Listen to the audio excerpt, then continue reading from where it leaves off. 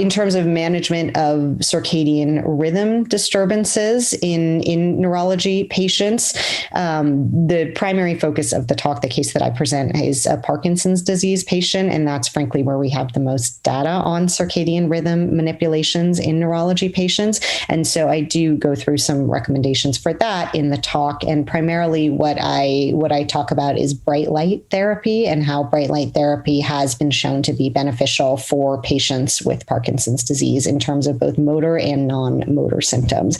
And it's not a cure for Parkinson's disease. If only it was that easy, give people a little bright light, their Parkinson's goes away. It's not. So when you prescribe bright light therapy for somebody with Parkinson's disease, they're not going to say, wow, doc, you cured me. But will it help them function a little bit better? Will it help them potentially progress a little bit slower? It very well may, based on the research. And so I think it should be part of the treatment plan for patients with Parkinson's disease, really all patients with Parkinson's disease, but especially if they do have any kind of sleep-wake complaints.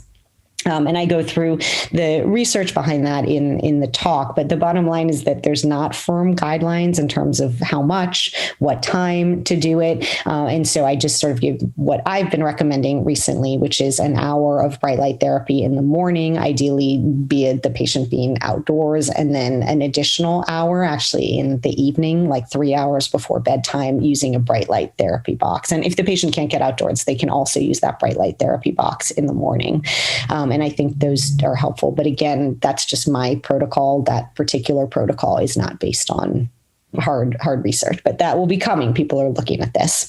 And then the other thing with the Parkinson's disease patients is the general insomnia recommendations that we talk about in the first half of the talk apply as well. Many of these patients will complain of poor sleep at night, and our instinct is just to reach for a medication, to reach for Seroquel or another, or mirtazapine or something, and give that to them for the sleep-wake complaints at night. But it really may, if you go back to the first half of the talk, it may be something like they're spending 10 hours in bed at night, and you can limit them again to this 7 to 8 hours in bed. They may be just napping dozing while they're watching TV in the evening. You can stop that with the bright light therapy light, and you can make huge differences. So you don't really have to reach for that sleeping medication right off the bat, and you don't have to reach for a stimulant off the bat either during the day, which is something else that's done. You can make some of these recommendations, and things like exercise as well are very important for Parkinson's disease function. We don't have time to talk about that in the talk, but that's another component that both improves our circadian rhythm